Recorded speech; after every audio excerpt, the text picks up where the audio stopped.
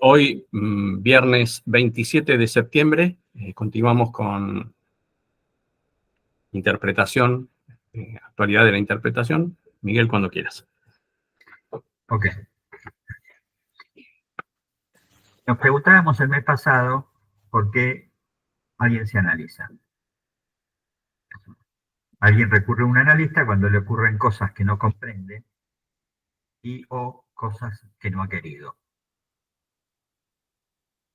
La histeria consulta por un cuerpo que teme que se enferme cuando no está enfermo. El sujeto obsesivo consulta porque los pensamientos le resultan incontrolables. La consulta entonces se hace cuando una contingencia torna inútil la solución sintomática. Un goce resulta imposible de soportar. Un exceso de goce se hace presente.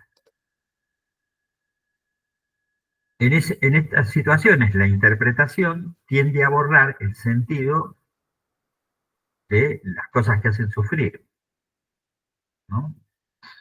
Lacan decía, había que vaciar de sentido al síntoma. Vaciar de sentido, la extracción de un significante que comandó las identificaciones y que le dio un sentido a la historia. Ese significante extraído hace al despliegue asociativo del síntoma. Pero ya desde Freud sabemos que ese síntoma tiene un punto traumático que no puede decirse. Freud descubre que el límite al desciframiento del síntoma es la satisfacción pulsional. Una vez interpretados los síntomas, la enfermedad sigue teniendo capacidad para generar nuevos síntomas.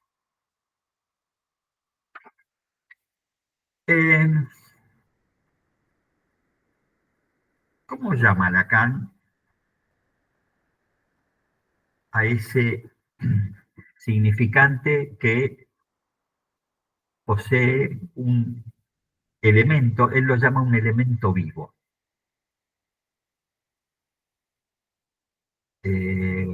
Clásicamente a eso se lo llama falo. El falo es un significante especial, digamos, que traduce lo viviente. Falo tomado de la antigüedad pagana, el falo como imagen de la turgencia vital, del flujo vital. Cuando escribe Lacan, la falta en el otro con mayúscula, ¿qué le falta a ese otro? ¿Qué es lo que falta ahí? Eso que se escribe como atachado, a mayúscula tachada. Al otro le falta el goce. Ese goce que falta, en principio Freud lo llamó castración. Entonces, en esta cuestión donde hay un punto traumático que no puede decirse, la castración lo que hace es eludir a la pulsión.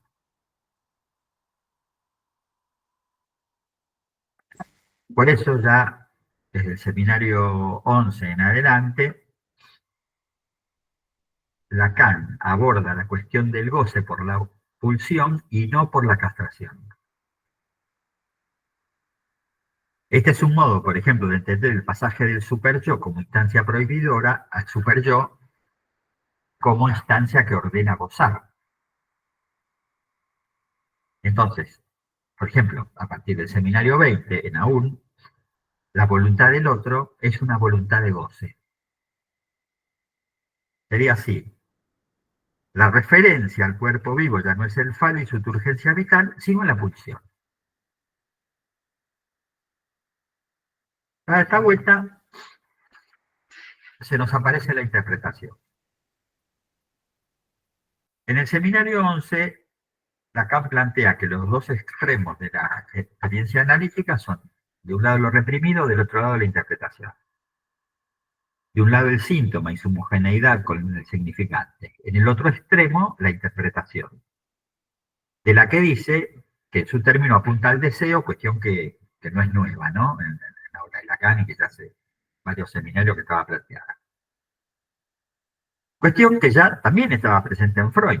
que interpretaba en sus inicios la interpretación de los sueños a partir de lo reprimido. Interpretaba en términos de deseo, de realización y de cumplimiento de deseo.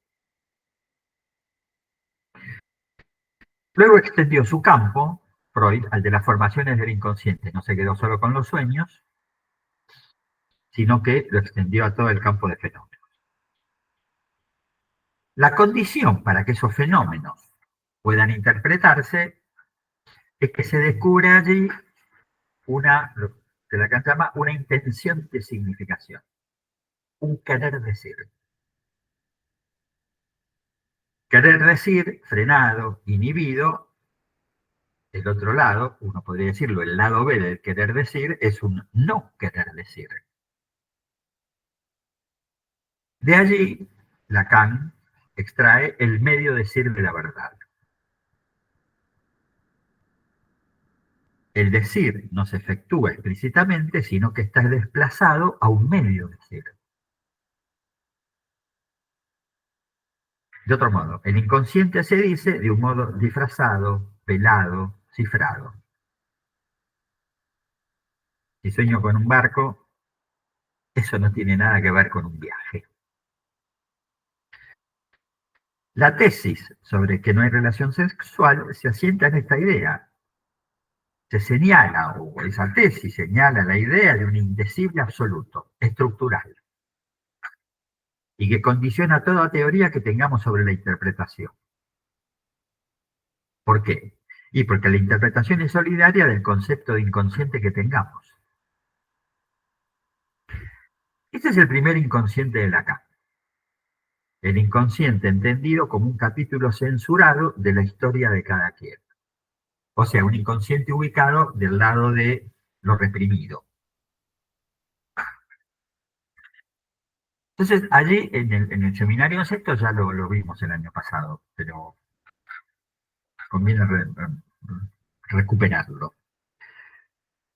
Lacan se pregunta qué hay entonces entre lo reprimido, un extremo de la experiencia, y la interpretación, el otro extremo. ¿Qué hay en el medio? A ese medio él lo llama el intervalo. ¿Qué hay en el intervalo? Dice, en el intervalo está la sexualidad. Entonces, reprimido, sexualidad, interpretación. Dice que si no estuviera la sexualidad, la interpretación sería solo un desciframiento significante. Una mántica lo llama. Mántica era el conjunto de prácticas adivinatorias del porvenir. ¿Y por qué no es así? Y porque existe la sexualidad, porque existe la pulsión, porque existe el goce. Y el goce no es del orden significante. Entonces, acá ya tenemos un segundo inconsciente. Un inconsciente, un concepto de inconsciente ligado al goce.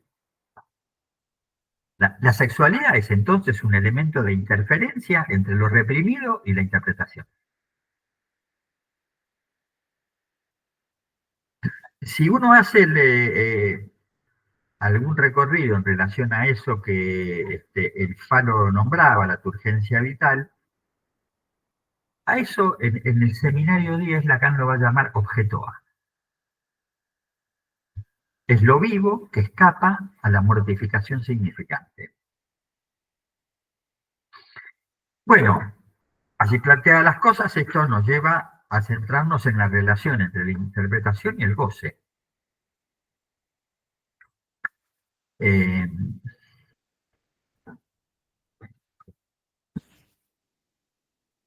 Esto replantea la inquietud freudiana respecto de las resistencias. La persistencia del goce pulsional inmune a los efectos interpretativos. Los efectos de verdad no conmueven al goce. La pulsión y su goce ponen en juego lo que ya va como tomando mayor cuerpo en la conceptualización, ponen en juego el concepto de real. Lo real, en tanto, escapa a la acción de la palabra. Tomemos un ejemplo clínico que todos conocemos. la alucinación del dedo cortado del hombre de los lobos. A los 5 años, Sergei jugaba en el jardín al lado de su niñera y con un pequeño bisturí tallaba la corteza de un árbol, de un nogal. De pronto notó, con un terror imposible de expresar, que se había cortado el dedo meñique. Que el dedo meñique solo se mantenía adherido a su mano por la piel. No podía decirle nada a la niñera que estaba junto a él. Lacan nos dice que esta alucinación carece de correlato. Muy interesante eso, carece de correlato. No hay historia asociativa posible con este hecho. Subraya el mutismo aterrado de Sergei, que no puede decirle nada al adulto próximo, a la niñera. Emerge, estoy en el seminario 1, emerge una alucinación sin ley, así lo dice. Ese minúsculo silencio indica, nos dice Lacan, a lo real. Ese que no le puede decir nada a la niñera de lo que le pasa. No está incluido en el discurso del otro ni en la transferencia. El hombre de los lobos, niño, el niño de los lobos, si ustedes quieren, no habla. No se dirige a nadie cuando padece la alucinación. 20 años después seguirá diciendo que lo real es sin ley. 20 años después. Por eso no es descifrable. Sin ley quiere decir que no responde ni a la metáfora ni a la metonimia. Si escarbamos un poquito más sobre esa cuestión de lo real sin ley, en el seminario 2, en el seminario siguiente, sitúa el sistema, la maquinaria lingüística, que pone de manifiesto leyes, secuencias, ordenamientos, lo sitúa exteriores al sujeto. Dice, pero además de exteriores lo determinan. Entonces, en ese sentido, la ley, venía llamando ley, lo que responde a la metáfora o a la metonimia, la ley significante está entendida como una continuidad. Un significante, otro significante, otro significante, otro significante, en ese sentido, una continuidad. Ahora bien, esta cuestión de la alucinación plantea la idea de una causa no significante. Se trata del valor que da al intervalo entre los significantes. El valor es que pasa a llamarlo causa. La causa se sitúa como lo que introduce entonces una discontinuidad entre los significantes.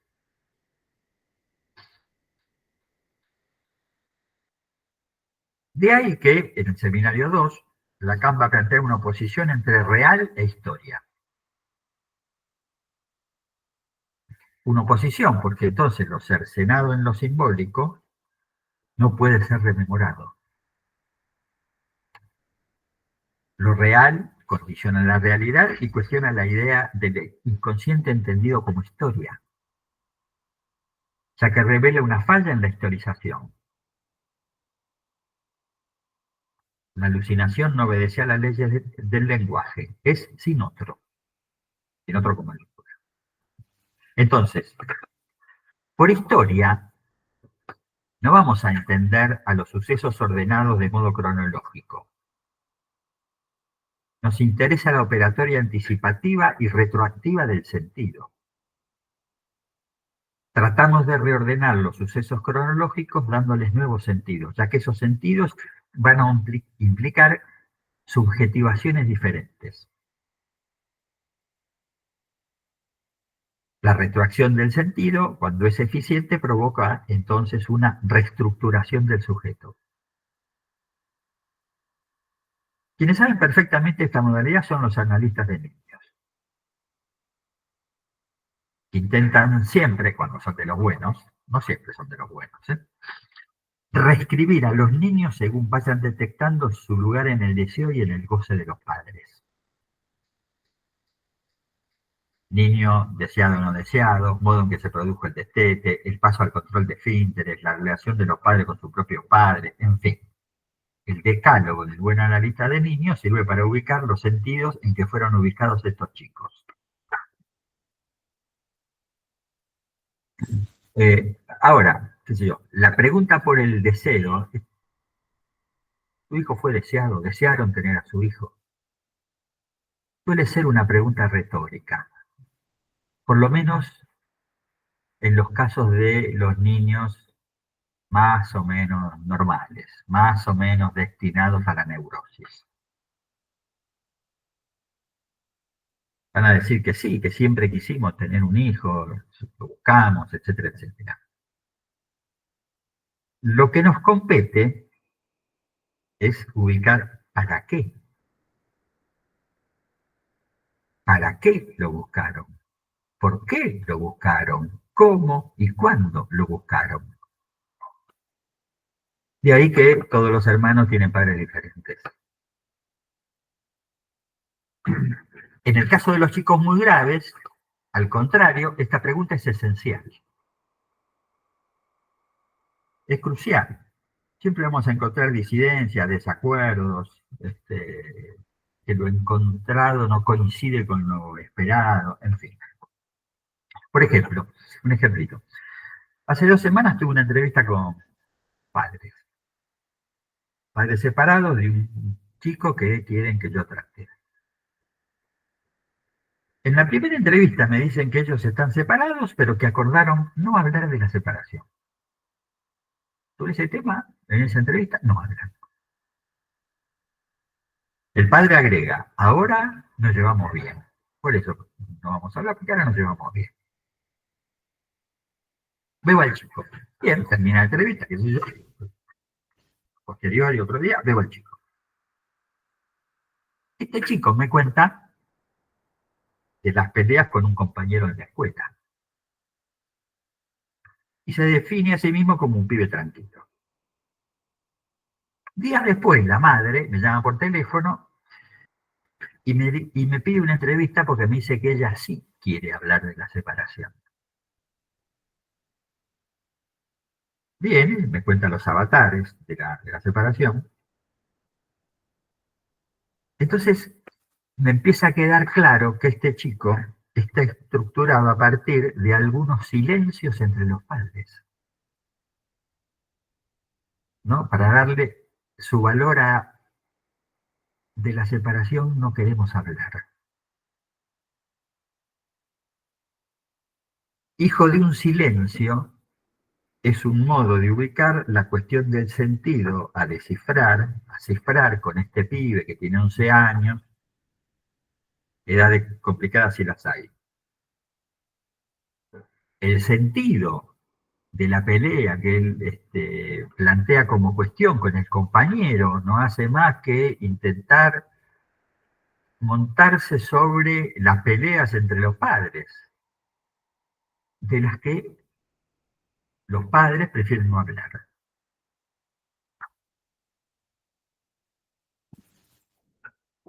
Bien, entienden cómo esto me sirve para pensar la retroacción del sentido, ¿no? ¿No? De eso no queremos hablar y el pibe de los que me habla es de la pelea. Este pibe es hijo del síntoma de la pareja de los padres, hace de síntoma de la pareja de los padres. Eh, bueno, sigo con la cama. Se subraya la diferencia entre lo que retorna de lo reprimido de modo sustitutivo y lo que subsiste fuera de la simbolización. Lo que el sujeto no logra situar, lo real puro y solo. En la rememoración, un elemento sustituido recupera su lugar en la cadena simbólica, eso es la neurosis y su operación la represión. Por otra parte, algo de esto vimos el mes pasado, se condiciona la realidad. Esto de que se condiciona la realidad, me Me hizo acordar al ejemplo del seminario 3, el de Marrana. Está escrito de un modo medio complicado por Lacan, pero cuando a uno le encuentra la lógica es interesantísimo. La frase de la paciente psicótica es: vengo del fiambrero. El problema es que esa frase forcluye un elemento que es ubicado por la paciente como dicho por un tercero, un vecino. El elemento forcluido es marrana. Entonces, la frase completa, marrana, vengo del fiambrero, no puede ser dicha por la paciente. No funcionan las leyes del lenguaje en relación a marrana. Lo tiene que ubicar por fuera, en otra parte. Digo, este es un ejemplito bien clásico y conocido por todo para pensar qué es lo real como sin ley. Marrana no responde a vengo del fiambrero, no está construido con la misma lógica. Es una palabra igual que las otras, pero no tienen la misma lógica de producción.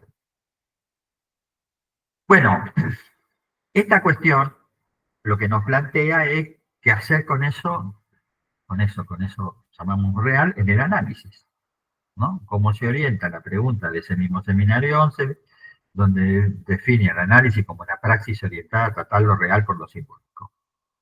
¿Cómo se trata eso que no responde a la ley del lenguaje?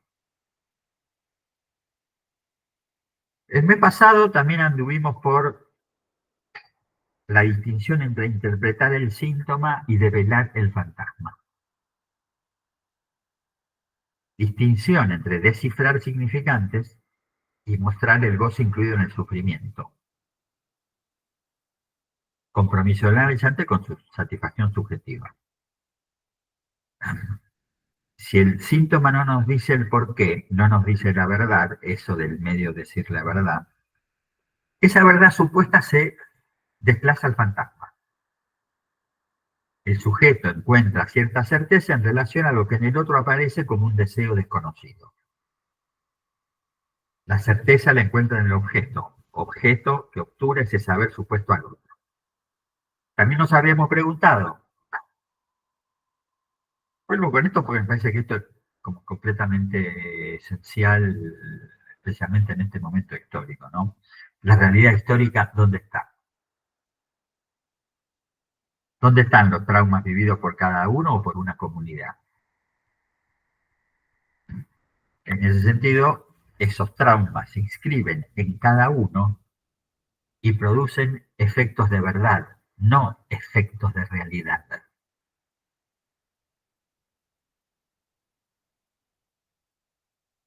Si ese episodio va en dirección a lo traumático es porque el sujeto capta un goce que es vivido por él como sufrimiento. De acá, esto lo vimos también el mes pasado, es gozada la idea de que la realidad es fantasma, que no hay acercamiento a la realidad que no sea por el fantasma. De otro modo, nuestra historia, la de cada uno, es una historia interpretada, captada, no desde la realidad, sino desde los fantasmas de cada uno. Por eso un mismo suceso es vivido y contado diferente por distintas personas.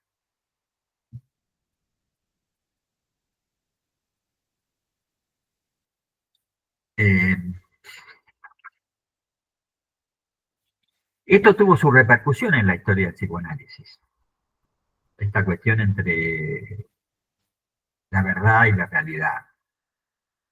Ferenczi, por ejemplo, pensaba que la libido depositada en los síntomas, cuando el analista interpreta, esa libido vuelve al yo, y de ese modo el sujeto la aplica a los objetos y situaciones de la realidad. La libido vuelta al yo enriquece las posibilidades de lazo social del sujeto de análisis según esta idea. No es falso eso, solo que es incompleto.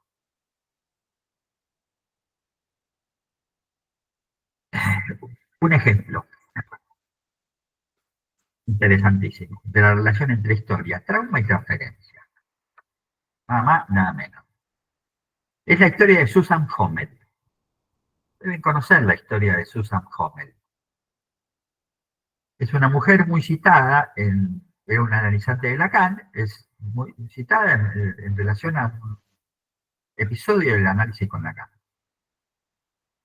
Ella fue analista, no sé si aún lo es, no sé si vive, todavía no encontré nada respecto de si vive o no vive. Era analista miembro de la Escuela de la Causa y de la Asociación Mundial de Psicoanálisis. Si viviera, hoy tendría 86 años. Encontré un reportaje que le hicieron en 2014, que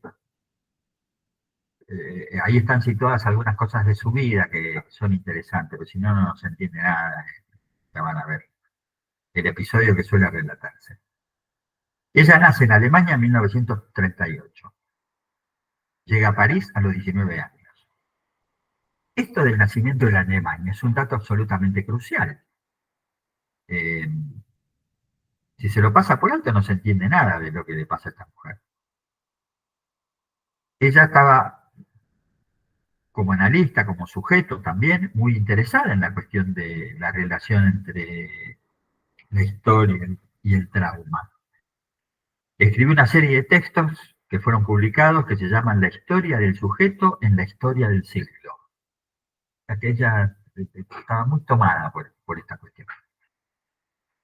Ella misma se pregunta cuál es el impacto de lo que ocurre en el mundo, de lo que se llamará después la historia de un sujeto hablante. ¿De qué modo esa historia constituye un sujeto?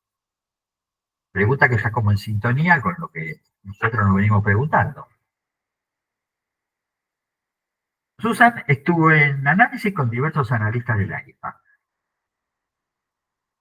En el reportaje en cuestión, este de 2014, dice, búsquenlo en internet, lo van a encontrar sin mayor dificultad. En un momento dado, dice, no pude más. Pesquisé un poco en qué momento no pudo más, eso fue en 1974, tenía 36 años.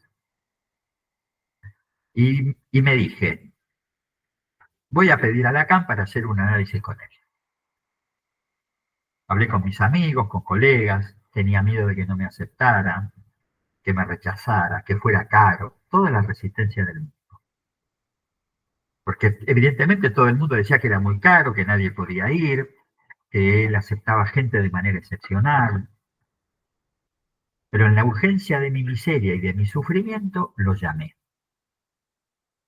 Ella aún padecía los horrores de la guerra y de la posguerra.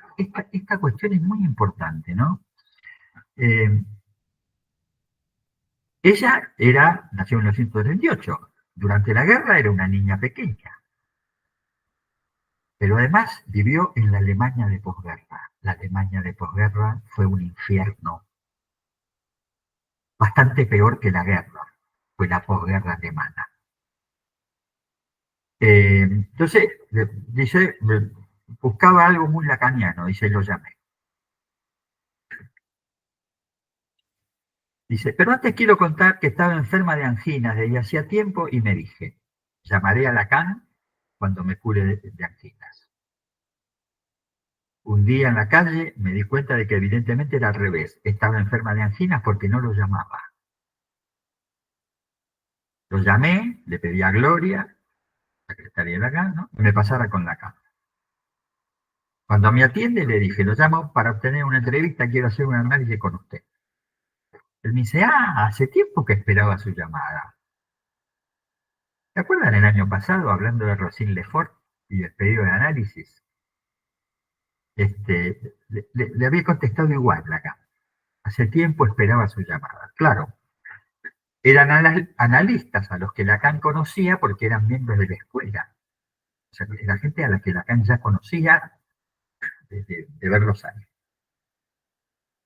Entonces Lacan le dice a Susana, venga la semana próxima exactamente a la misma hora en que me está llamando.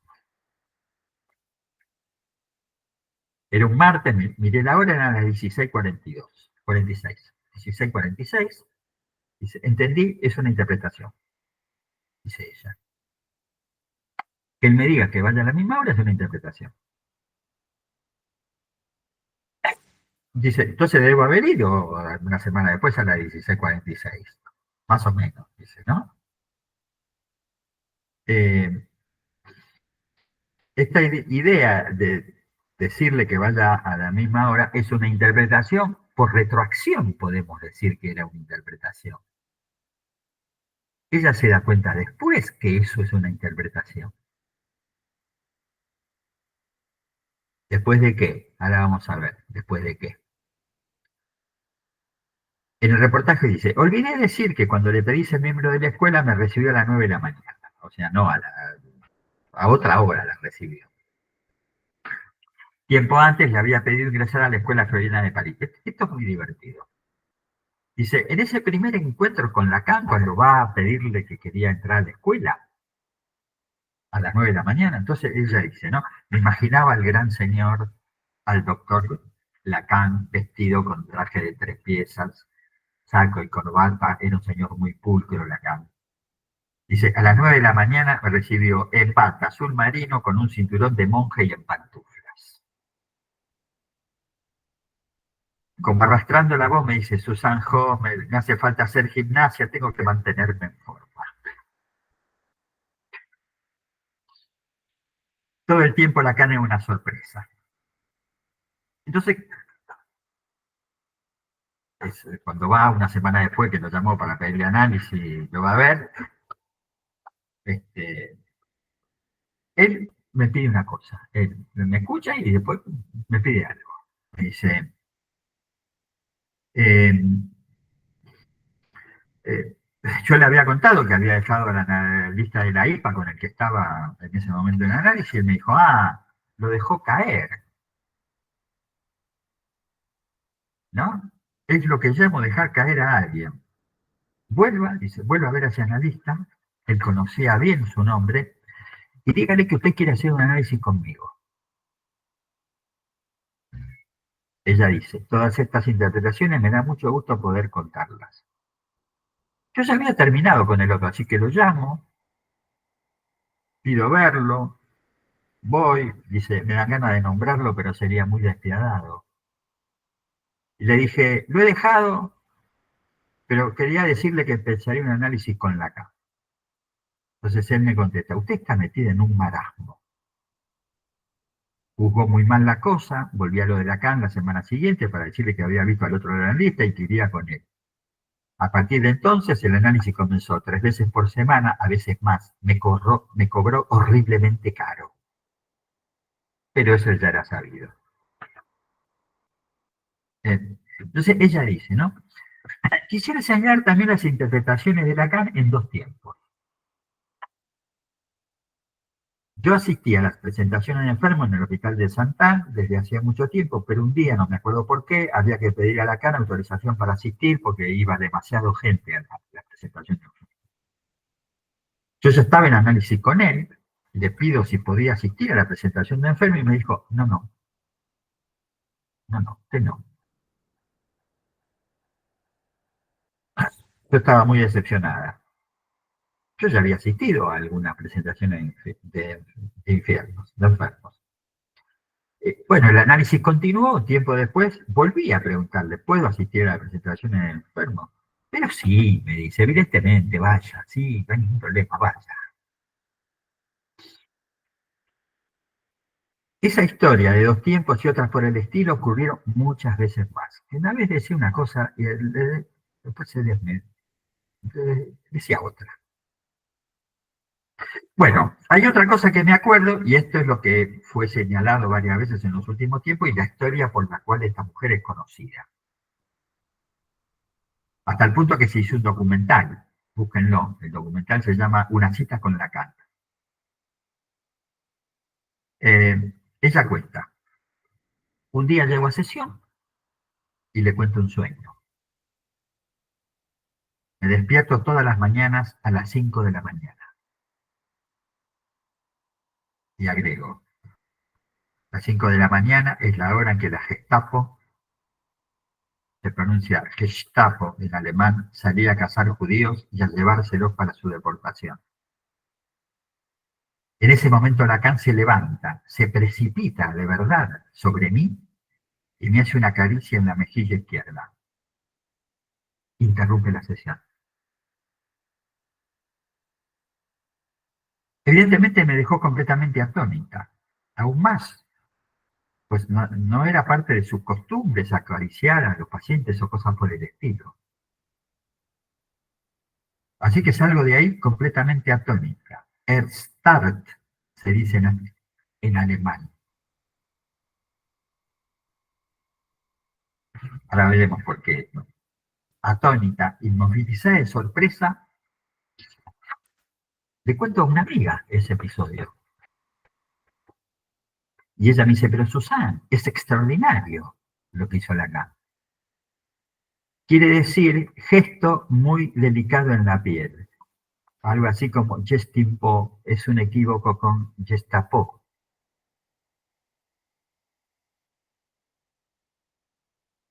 Sí, en francés. Es de hecho, justo por ese gesto sobre mi cuerpo, él había traducido la palabra en alemán a través de mi cuerpo en francés.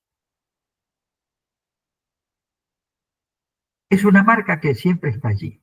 Fue muy importante en todo mi desarrollo posterior, en mi función de analista, en mi función como alguien de habla alemana en Francia, de lengua francesa, pero en ese momento en mí era tal la hostilidad contra Alemania que había confundido con la hostilidad con la lengua alemana. Yo no me permitía en absoluto hablar en alemán.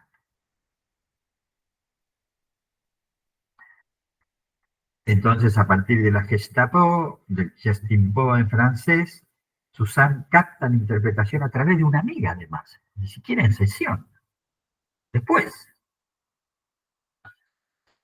los efectos vivificantes de esa interpretación, el sentirse mejor, esto que vimos hace un mes, lo de sentirse mejor, le permite asociativamente recuperar la lengua materna, el alemán, que ella había abandonado. Estaba enemistada con la lengua. Cuenta. La sorpresa por la intervención no disminuyó el horror y la angustia que la guerra había provocado en mí, pero hizo una modificación, apeló a mi humanidad. Esto así lo cuenta ella, palabras textuales. Entonces, fíjense la tríada del elemento. Su dicho, la intervención de Lacan, la asociación posterior. Vemos cómo reaparece el tema de la hora. Ella lo llamó 5 menos 10. Lacan le repite, sin saber Lacan lo que estaba haciendo, que vuelve a la misma hora y ella sueña con las 5 de la mañana. Eh,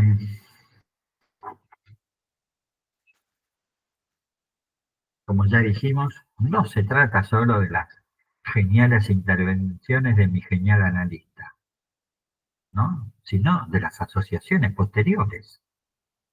Solo eso va a dar cuenta de que eso fue una interpretación. Si no fue, ¿cómo lo diríamos hoy? ¿Qué dirían hoy los psicólogos? Dirían, Lacan fue empático. Dirían exactamente eso, fue empático. Se levantó y la acarició, pobrecita, otra vez los alemanes, la Gestapo, los judíos, etcétera, etcétera. Nada que ver, no se trata de eso.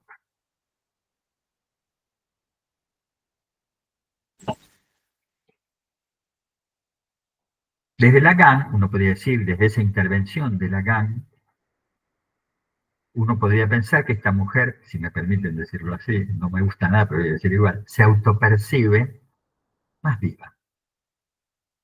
Desde ese momento se siente mejor.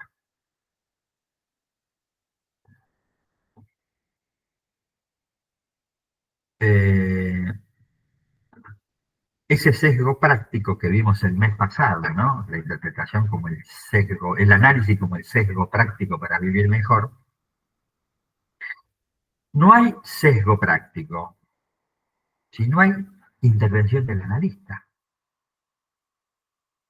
No es solo el hecho de analizarse, es el hecho de la intervención del analista. Y la intervención del analista es una interpretación.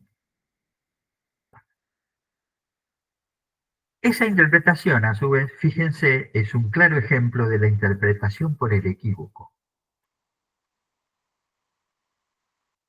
la resonancia de esa interpretación en el cuerpo del sujeto y en el inconsciente del sujeto. Si no podemos entender esa doble vinculación, que es lo de la resonancia, resuena en el cuerpo, pero además resuena en el inconsciente. Ella recupera la lengua alemana. Por eso dice Erstadt, eso que dice cuando salió de la sesión, ¿no? Eso que lo nombra en alemán. Eh,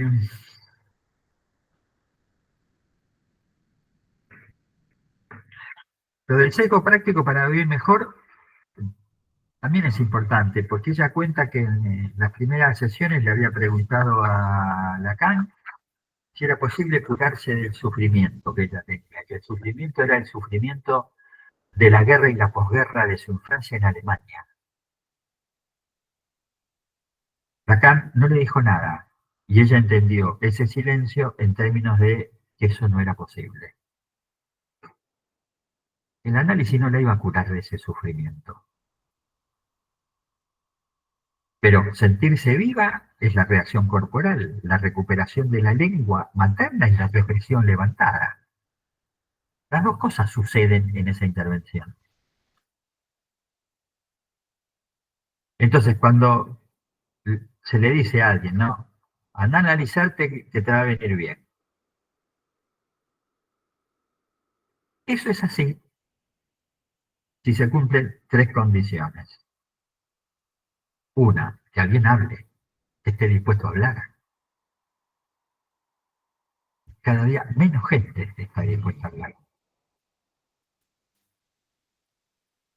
Segundo, que se armen, segundo y tercero que pueden ir juntos, ¿no? Que se arme transferencia y que se reciban interpretaciones. Eh, Solo hablar es muy poco. Es útil para armar una historia con la que con lo que a alguien le pasa, pero eso es solo el primer paso.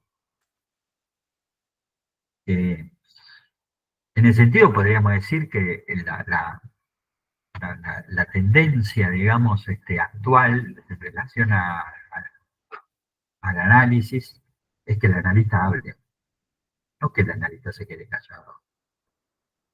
El analista tiene que hablar. Les diría más, desde la primera entrevista. Si no habla, me parece que no hay segunda entrevista. Hay un empuje a hablar hoy día. Esta cuestión, además, ¿no? Hoy lo dejo un poco así, después vamos a ver si en un mes que viene lo voy a tomar. Lo de la reacción corporal. Lo de sentirse más viva, lo de sentirse mejor. Desde el mes pasado que eso me está como dando vueltas. Eh, Efectivamente eso lleva a que nos interroguemos qué es el cuerpo para nosotros, ¿no? ¿Qué vamos a entender por cuerpo? Igualistas. En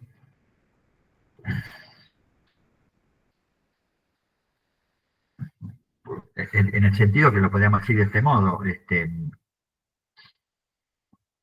¿qué le hace el goce al cuerpo?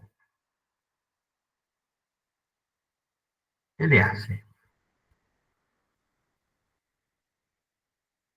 Yo voy a la mañana, me levanto, estoy desayunando y en un momento pienso, qué rico este desayuno que estoy comiendo. Entonces pensé, ¿eso es el goce? Qué rico es el desayuno, es el goce. Estoy gozando el goce oral. Me parece que no. Pero efectivamente, la pregunta vale la pena. Eh, Porque uno podríamos decir, ¿no? Y porque esto tiene que ver con el fantasma, además. Eh, ¿Qué pasa cuando un significante, planteo freudiano en realidad, se le añade el goce? Cuando un significante está cargado de afecto. Sí, lo primero que pasa es que se rompe la cadena. La unión del significante y el goce hace que el significante quede fijado, entonces, va a quedar fijado a ese modo de satisfacción y por lo tanto va a quedar separado de la conexión con los otros significantes. Porque entonces acá ya podemos empezar, tomamos por ahí el mes que viene. ¿Alguna idea sobre cuál es la relación entre cuerpo y goce? ¿Qué vamos a entender por cuerpo? ¿Qué vamos a entender por goce? Porque por goce, listo, que es el goce de la satisfacción de la pulsión. Ah, mira qué bien. Seminario 7, ¿qué quiere decir eso?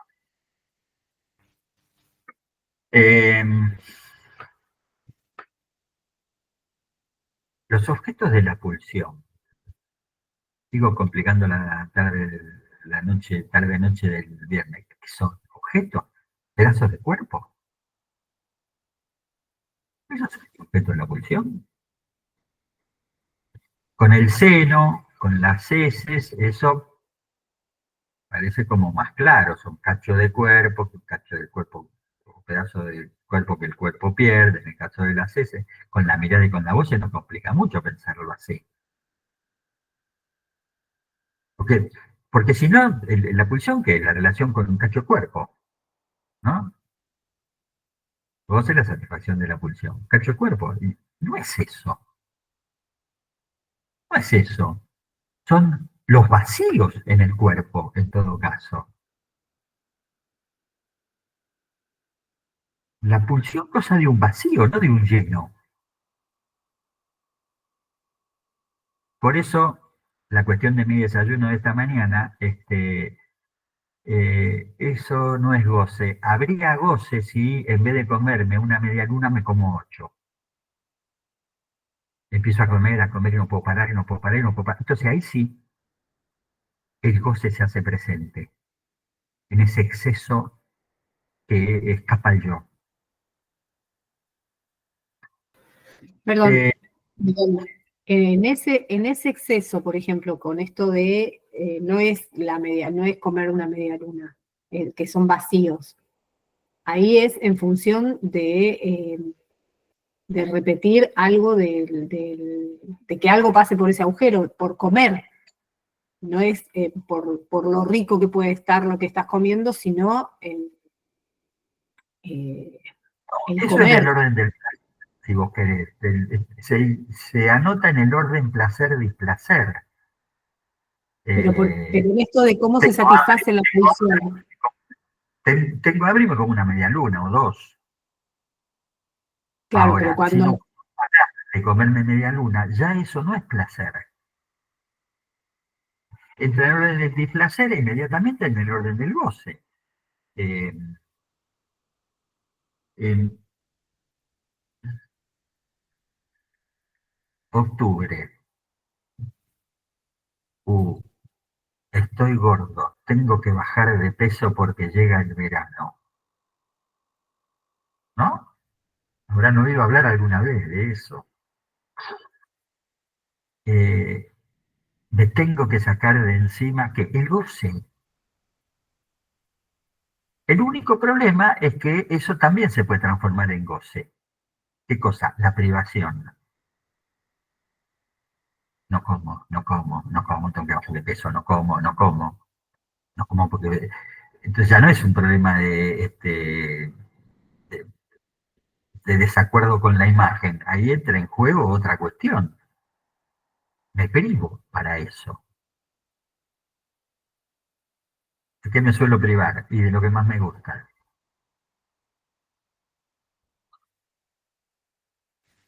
Bueno, el mes que viene volveremos sobre esto.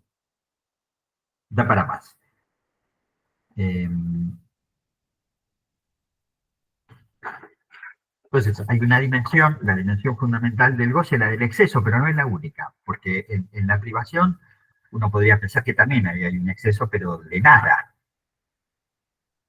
Sí, así se podría decir, es un exceso de nada. Me privo, no lo hago, incorporo, no quiero, por lo que fuera, Eh,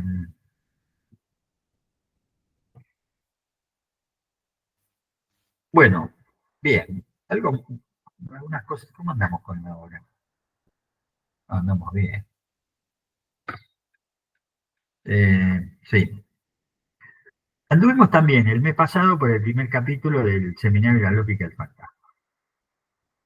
Seminario donde dijimos que el acento no está puesto en el fantasma exactamente, sino en el objeto. Tema que ya Lacan venía trabajando. Y también dijimos que, esto también es importante recordarlo, que lo primero que sitúa Lacan en el seminario, en el párrafo del seminario, es a la repetición.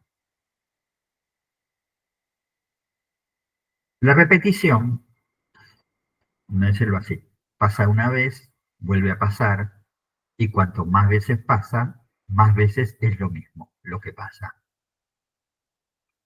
Esa modalidad de repetición, no podría decir no puedo parar de comer media luna, por seguir con el ejemplo de la media luna, suele provocar o puede provocar demanda de análisis. El asunto es que esta no es la repetición del psicoanálisis. Pasa una vez, pasa otra vez, pasa otra vez, pasa otra vez. En todo caso será una repetición clínica, si ustedes quieren. Lacan en el seminario 11 describe otra repetición. Lo que no se encuentra en los signos repetidos. Lo busco, lo busco, lo busco y no lo encuentro. Todo lo que es red y repetición de significantes pone de relieve lo que no figura en esa serie. A lo que no figura en esa serie, a eso lo va a llamar lo real. Lo esencial que se expone en la repetición, dice él, es el encuentro fallido. No lo que la repetición encuentra, sino lo que la repetición evita, impide. A eso, eso que se impide, eso que se evita, es lo que va a llamar real, objeto A, lo ubican más o menos por ahí. En ese sentido, va a distinguir entonces transferencia de repetición. La repetición implica la apertura del inconsciente. Busco, busco, busco. La transferencia es el cierre del inconsciente. La repetición es del orden de lo fallido y la transferencia es del orden de lo logrado. ¿Y qué es lo logrado en la transferencia? El objeto. La aparición del objeto puesto en el lugar del analista.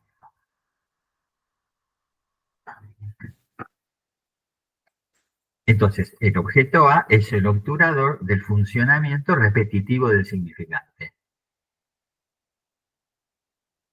Por eso va a decir en el 11 que la transferencia es la puesta en acto de la realidad sexual del inconsciente. La realidad sexual es un modo, seminario 11, de llamar al objeto A. Falta una parte, lo veremos la vez que viene. Sigo con la lógica del fantasma porque es importante. Va a plantear entonces la cuestión del objeto en términos lógicos. En principio, lo que hace es separarlo de lo imaginario. Porque él va a intentar conjugar dos elementos heterogéneos entre sí, el sujeto y el objeto.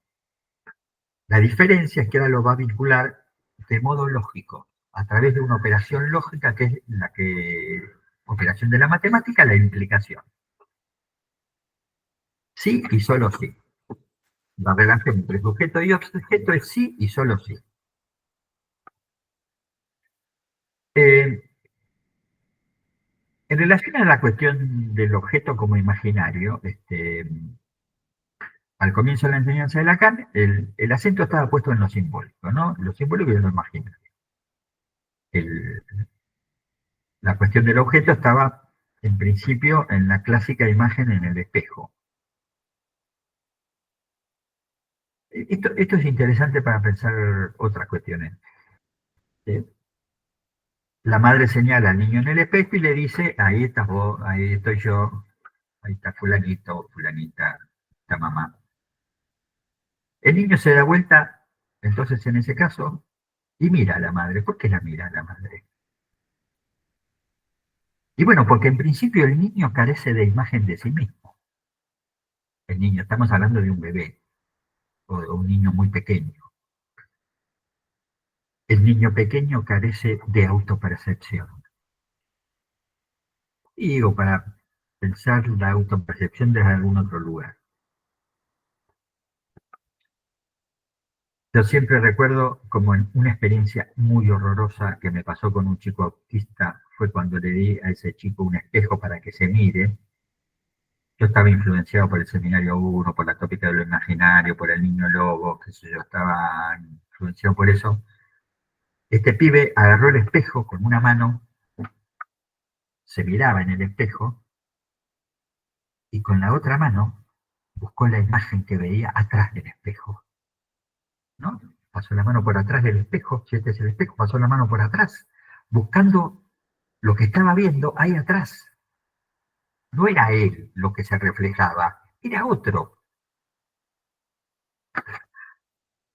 Supuesto, como no había nada, tiró el espejo a la mierda. Uno podría decirlo así, ese niño carecía de sí mismo. No estaba el sí mismo constituido. Un poco más adelante, o un poco más grande, el esquizofrénico, en el brote esquizofrénico, también tiene una percepción despedazada de sí mismo. También se mira en el espejo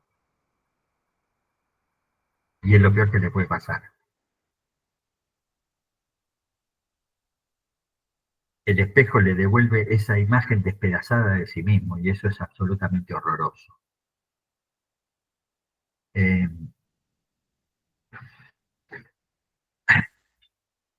Ahí no hay, en ese momento, ¿no? No hay objeto de deseo, no hay deseo constituido, porque para eso es necesaria la dimensión de una pérdida establecida y esa dimensión no está, especialmente en el caso del autismo.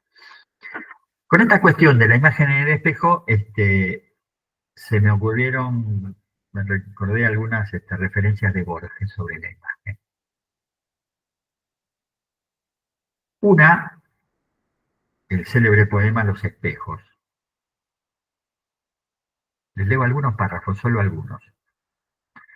Yo que sentí el horror de los espejos, no solo ante el cristal impenetrable donde acaba y empieza, inhabitable, un imposible espacio de reflejos. Hoy, al cabo de tantos y perplejos años de errar bajo la varia luna, me pregunto, ¿qué azar de la fortuna hizo que yo temiera los espejos?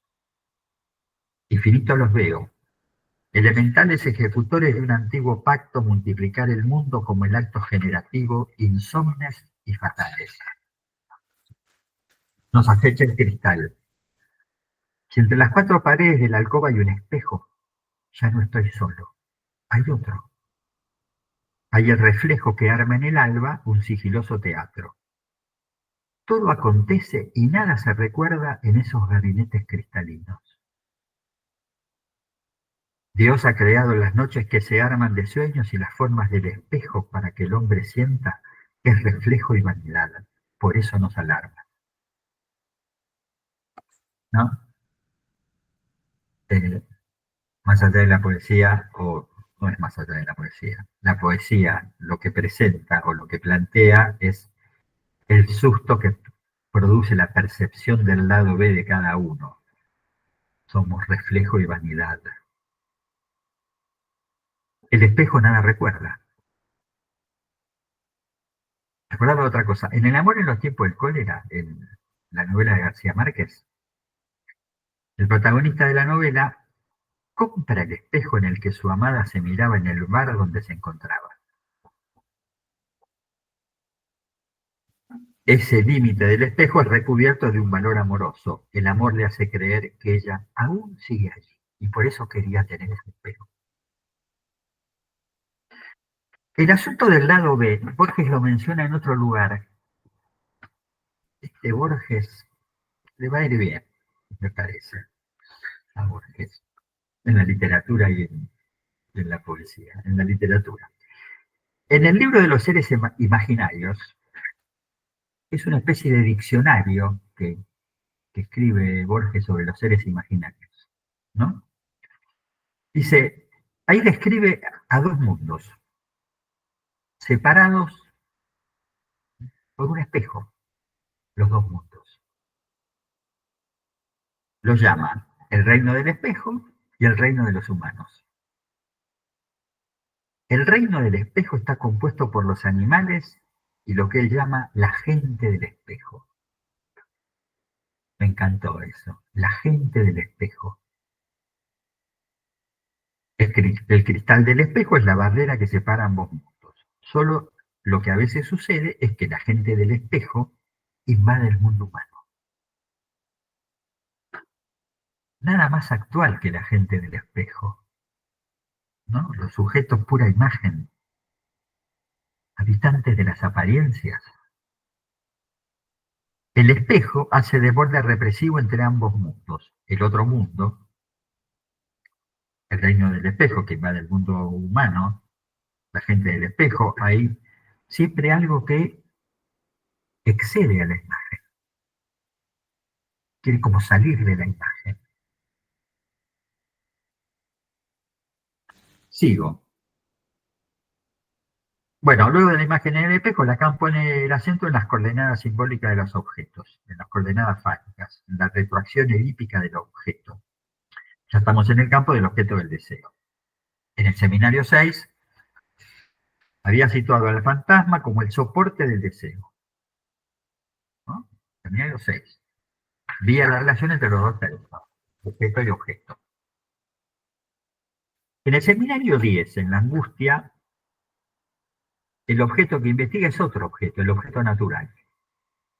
Lacan acentúa la materialidad del objeto, dado el carácter de objeto cesible de que se cede, separable como trozo del cuerpo. En este seminario, en el 10, el objeto es definido a partir de lo que él llama el goce del viviente. Estos objetos caídos como fragmentos dispersos del cuerpo responden a una estructura de borde, pero estructura enraizada en el cuerpo mismo. Ya este cuerpo es un cuerpo un poco más complicado que el otro cuerpo. Pero esto ya, este objeto, sensible, separado del cuerpo, es el objeto A. En el seminario 14, de la lógica del fantasma, el objeto va a ser tomado a partir de su valor lógico. Ya no es el objeto sensible, ¿no? Ya no es el objeto imagen en el espejo, es otro objeto, otra manera de plantear al objeto. Entonces, el cuerpo del seminario 14 ya no es el cuerpo vivo del seminario 10, sino que el cuerpo es una superficie de inscripción. En ese sentido, lo de la lógica del objeto. Bueno,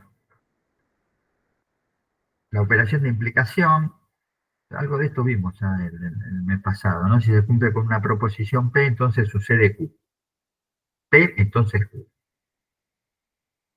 Por ejemplo, si tiene cuatro patas es perro. Si tiene cuatro patas, P, entonces Q, es perro.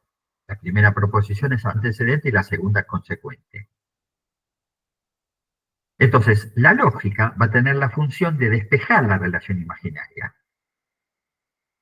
La implicación indica que los valores de verdad de ambos términos se van a expresar en términos lógicos, verdadero o falso. Si el acento en Freud estaba puesto en la gramática del fantasma, pegan a un niño, soy pegado por mi padre, etcétera, etcétera, Lacan lo desplaza acá a la relación lógica con el objeto. Lo que le interesa con el recurso matemático de la operación de implicación es cercar, delinear, localizar el goce en el objeto A. Hace un pasaje de la gramática freudiana a la lógica. Habrá una relación de sí y solo sí entre sujeto y objeto. Relación establecida a partir del losange, del punzón, que une en la escritura del fantasma sujeto, losange, objeto, se descompone Es 4 operaciones eso.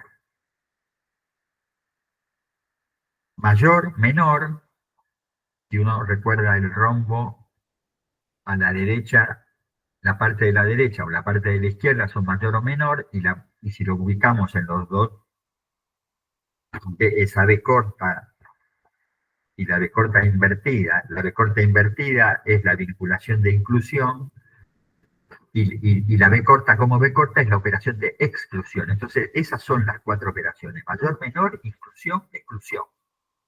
Las 4 operaciones que están en juego en la fórmula del fantasma. También vimos, esto es muy importante, porque yo me quedé pensando mucho en esto. La relación entre real y realidad. Realidad a la que define como montaje entre lo simbólico y lo imaginario. La realidad como montaje. ¿Qué es eso? Eso es TikTok. Es la realidad, es un montaje de la realidad eso. O de una parte de la realidad, si quieren.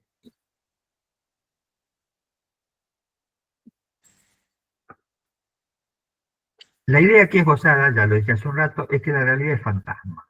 Que no hay acercamiento a la realidad que no sea por el fantasma. Tengo que ir pensando, porque esto es como difícil de tragar, ¿no? Uno dice, bueno, si lo dice Lacan es así. Yo pensaba, por ejemplo, en la pandemia, en el encierro. ¿No? No se podía salir a la calle, el encierro.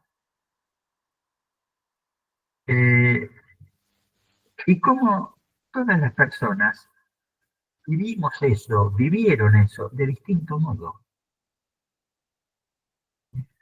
Para los psicóticos fue un alivio el encierro.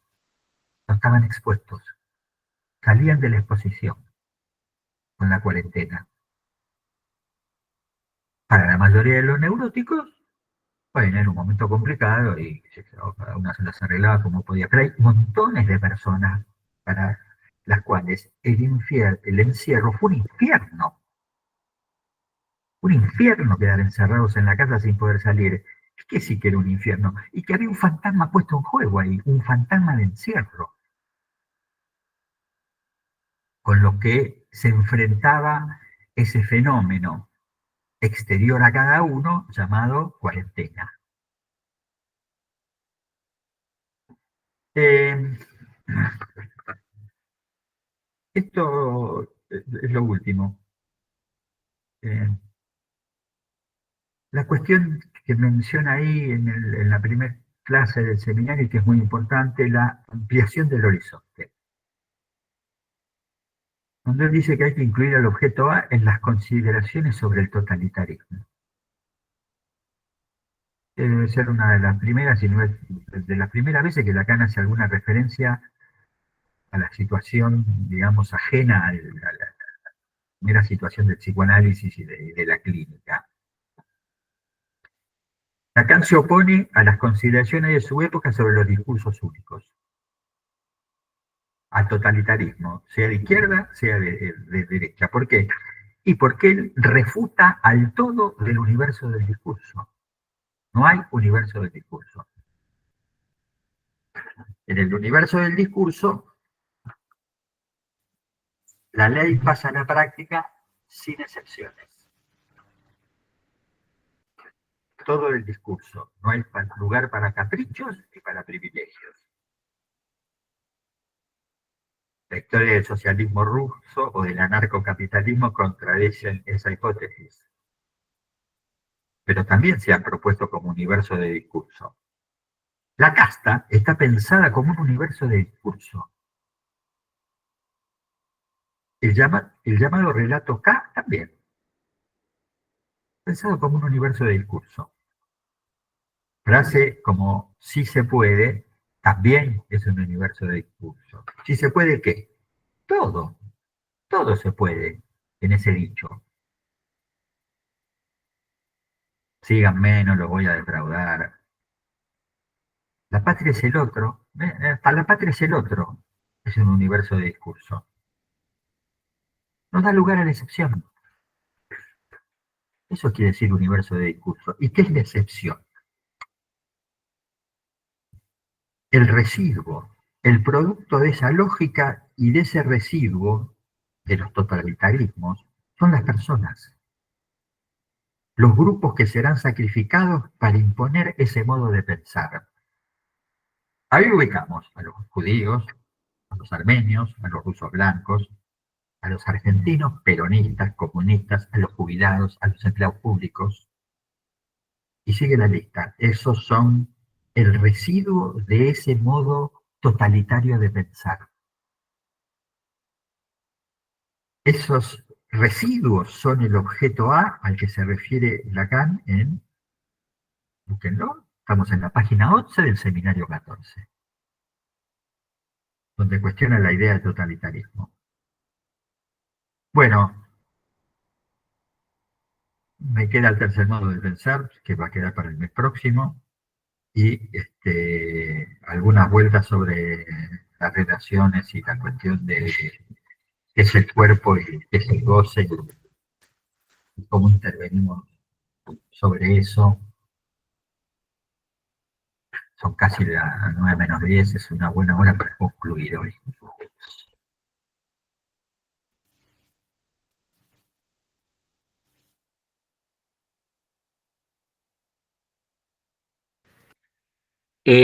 Yo me quedaba pensando en esa intervención de Lacan, ¿no? Con el gesto en el rostro. Sí. Y en lo que habías traído con anterioridad en relación al hombre de los lobos, en cómo hay un registro allí que no es inconsciente porque no se puede historizar, decías, ¿no? Creo haber entendido eso, digamos, en el sentido de que es un real que no tiene inscripción como tal. Sí, claro. Historizable, ¿no? Y habida cuenta de también la edad que ella tenía en el atravesamiento de la guerra y la posguerra, ¿no?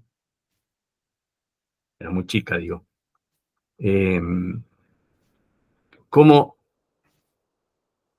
se habrán, voy a utilizar la palabra inscripto, pero no sé si es la mejor, esos terrores en ella, ¿no? Que justamente me parece que él la retorna con un gesto que le permite ubicarlo dentro del texto en alemán. A ver, lo que estoy intentando decir es que me parece que el gesto sobre el cuerpo de ella tal vez permite que eso que no tiene palabras para decirlo, de alguna manera puedan significarse. Y es interesante porque es una amiga que le dice, che, mirá, el gesto, qué genial acá lo que hizo, ¿no? Porque hay en eso una traducción también. Sí, Ella está bien. Sí, estaba de un sí, país sí, a otro, ella era alemana, va a Francia, pero sí. digo, ¿no? Se transcribe ahí.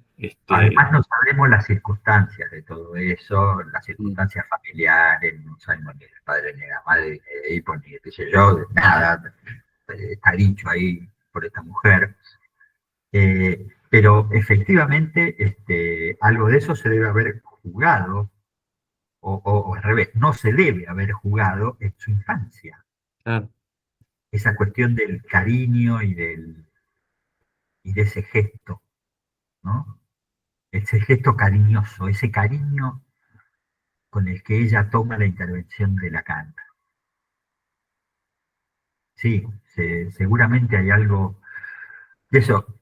No nos olvidemos, esta mujer había hecho varios análisis antes de ir a Lacan. Tenía una idea de lo que era analizarse y seguramente había hablado en todos esos análisis de Alemania y de su infancia y de la guerra y de todo eso. Sin embargo, efectivamente, algo debe haber quedado sin inscripción. Uno podría decir, alguna cuestión libidinal no había aparecido o no se había Claro, trabajado en el análisis. claro, claro. sí, sí, seguramente. Ahora, me pareció un excelente ejemplo, porque siempre es tomado como el modo de intervención de Lacan, que ya no pasa por la palabra, qué sé yo, eh, que pasa por el cuerpo, pero esa intervención vale por los efectos, por el alivio y por la recuperación de la lengua. Eso me pareció tan importante. Si no podemos situar eso, no hubo operatoria sobre el inconsciente. Podríamos decir que hubo operatoria sobre la pulsión, pero no sobre el inconsciente. Sí, pues se podría, si no, afirmar de ese modo. Eh,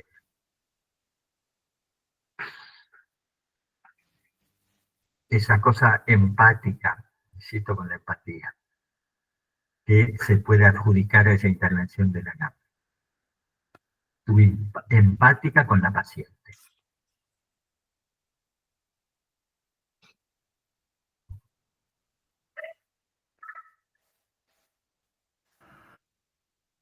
Bueno, Pensaba también en cómo lograr la transferencia que no se había logrado con los otros analistas también. Porque si ya tenía análisis anteriores y el mismo analista le dice que, no recuerdo cómo lo mencionó usted, de que se iba a meter en un no sé, no recuerdo bien cómo lo calificó. sí, sí, sí. Tenía ganas de nombrarlo, dice, pero no quise, lo quiso proteger, digamos, de alguna manera. Eh, a mí eso, Alberto, me llamó la atención en esa cuestión de que después de varios análisis que ella había hecho, sin juzgar sobre la calidad o no de esos análisis, ella dice que el colmo de mi miseria y mi sufrimiento lo llamé a Lacan, que había entonces algo que podemos pensar seguramente en términos de la transferencia, que no había sido tocado en esos análisis. Sí, me Literal. parece que seguramente había algo de la transferencia que no tomó eso.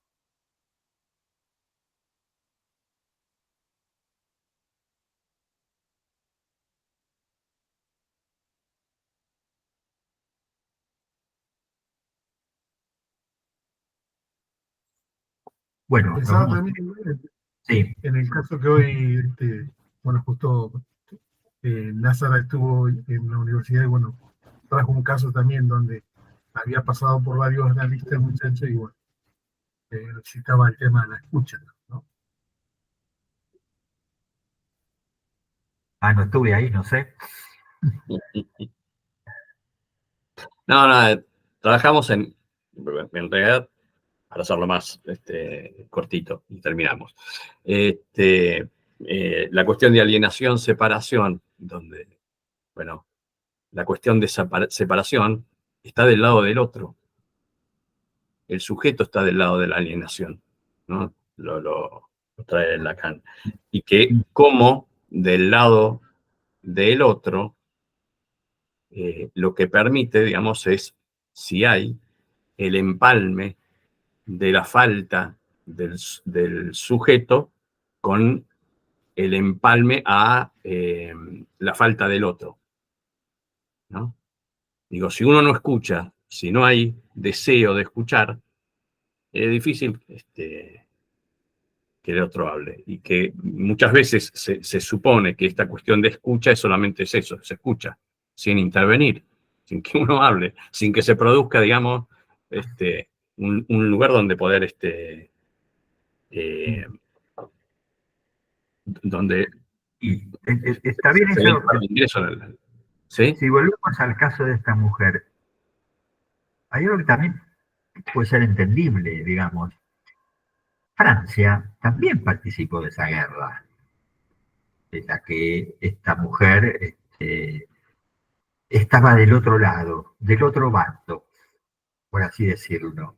Digo, habría que ver cómo eso ha afectado a los analistas que durante la guerra tuvieron que estar en la guerra o no importa, aunque no hayan estado en la guerra, soportaron los efectos de la guerra. Y eso también incide en la escucha. Lo que estuvo del otro lado fue la lengua. No sé si ellos. Claro, sí, para mi gusto sí, la lengua. Es muy notable eso. Porque ella estaba enemistada con la lengua. Mm.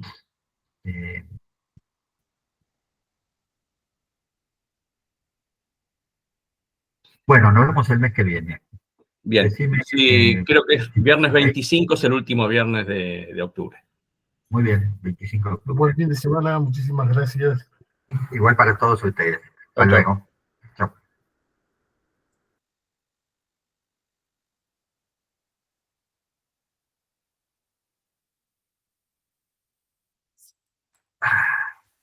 Bien, estuvo lindo hoy. Bien. Hay intervenciones buenas, muy buenas. Esta salió redondita. Ah, mira. Sí. Para mí, qué sé yo, para otros. Eso me dijeron el mes pasado también. No sé qué pasó. Pero no estuve el mes pasado yo. Me dijeron eso. Está escrito, si te fijas, están en los chats. Bueno, está bien, mira. Bueno, la seguimos. Listo. Chao. Un abrazo, Carlos. Hasta luego. Abrazo. Chao.